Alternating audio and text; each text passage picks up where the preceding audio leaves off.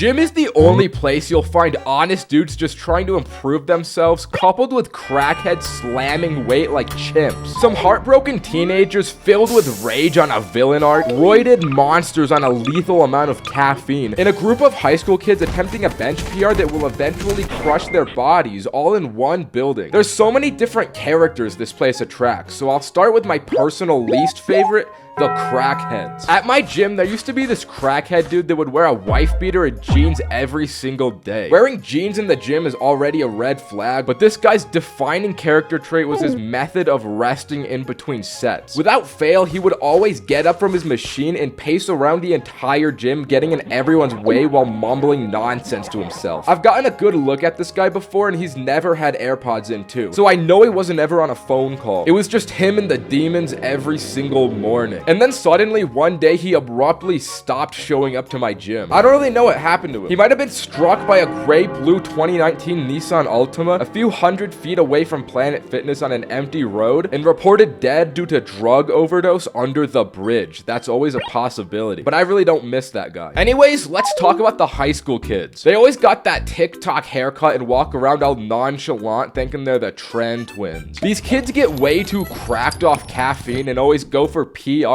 every single time they lift. High school kids only ever hit chest and take up the bench press for 2 hours at a time, while their group of like 6 guys take turns. And out of those 6 guys, you already know one of them is on his villain arc. He's a self-proclaimed Sigma working at Taco Bell, thinking he's about to be the world's first gazillionaire. The villain arc guy definitely has skull candy headphones on while he wears an oversized black hoodie and listens to NBA YoungBoy at full volume while he shadow boxes right in front of everyone's view of the free weights. And all of that because one girl in his biology class broke his heart. Let's just hope that he doesn't get reminded of her when he first lays eyes on the gym baddie. I mean, it's just a female. There isn't really a lot to say about this person. She hits legs like 4 times a week, which is excessive, but I mean, that's really all there is to say. Next guy is the stoic. This is the average Sam Sulik viewer. Bro doesn't need caffeine to get through his lift. All he needs is his TikTok vagabond quotes like, "Leaves fall because they cannot soar without the wind." And that's enough to get him through anything. The stoic never has a cheat meal, always wakes up at 5 a.m. with 8 hours of sleep, never skips legs, probably listens to Skyrim atmospheres during his lift, and plays bullet chess in between sets. The only thing he's not stoic about is 10 minutes of cardio, unlike the guy that's always running. I mean, he's just always running on the treadmill. He'll be running when you enter the gym and running when you leave. If you look at his time, it's probably some absurd amount, like 3 hours of straight running. I don't know why he doesn't just go outside. I imagine multiple hours of running in place every day gets boring, but I guess the running guy loves it. Now, there is a very rare subcategory of the running guy that holds up their phones to watch shows the entire time they run. There is no way that running that position isn't completely detrimental to your entire skeletal system. But at least they do cardio. It's something that the loud middle-aged guy could use some more of. Somehow this guy not only ego lifts weight, but also ego re-racks his weight. The way he puts up the tricep pull down creates the most diabolically ear-shattering noise I've ever heard. Bro just cannot put the weight down gently. And as loud as he lifts, he also yaps to all of his other middle-aged goons.